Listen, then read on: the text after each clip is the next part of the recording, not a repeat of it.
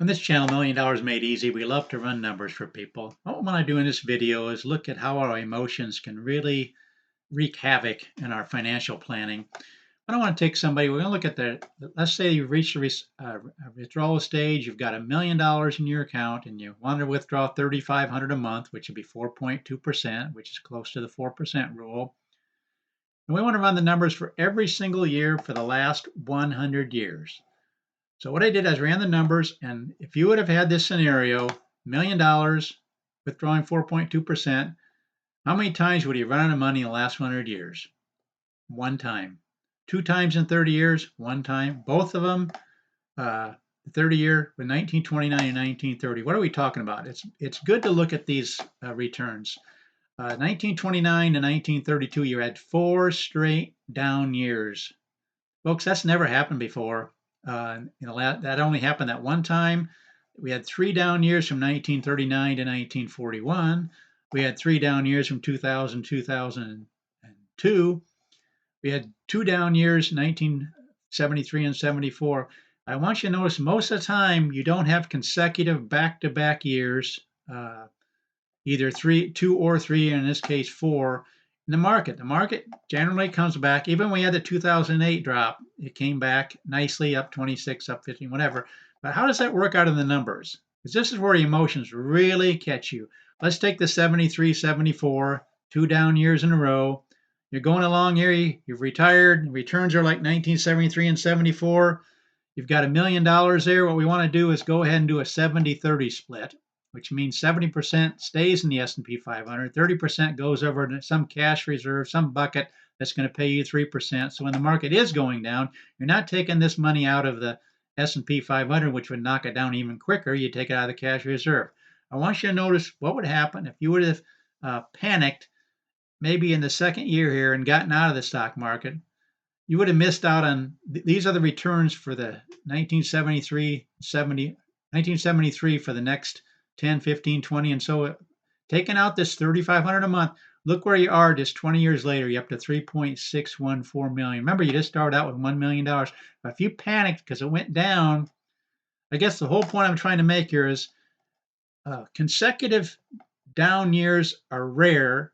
Even when they do happen, like in 73, 74, you came through it just fine, but everything is screaming at you to get out, to get out, to get out, and then you miss out when the market comes back. I'm not a financial advisor, but I just I want to show you the graph here.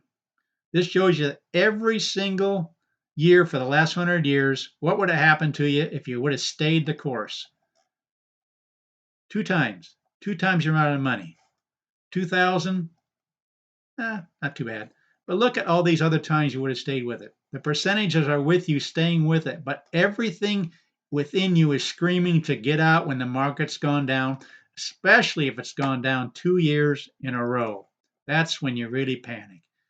Down through here, you panic, and then it went down again. But where would you be in the year 2000? Let's go back and look at the year 2000. Here's the 10, 15, and 20 year. 867,000.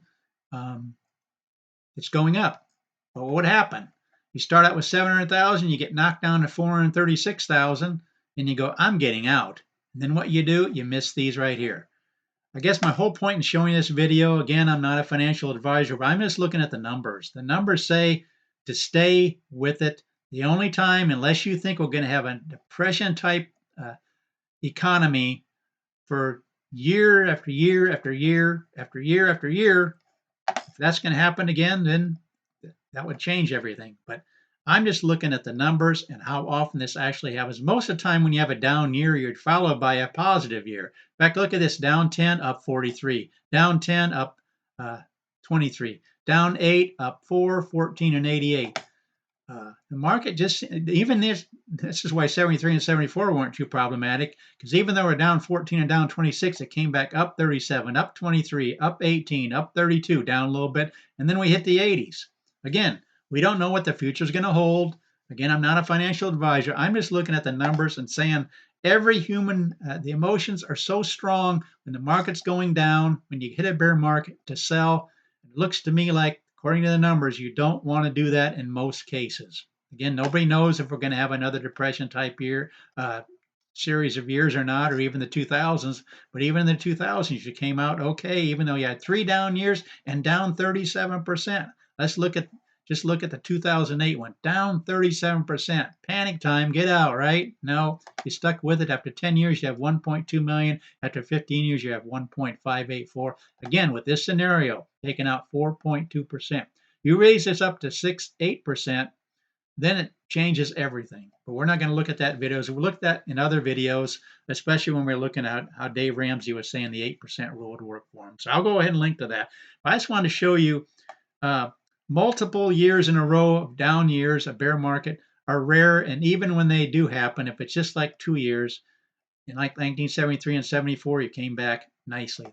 But what we do on this channel is just run numbers for people. We asked whether in the accumulation stage or in the withdrawal stage, we'll run numbers for you. Just put it in the comment section. I'll run numbers for you, see where you might be. I just love doing it. Please consider subscribing to this channel. Please share this channel with friends and family. Let them know there's a channel out there that'll run numbers for them. And please share the video and like the video. And thanks for watching.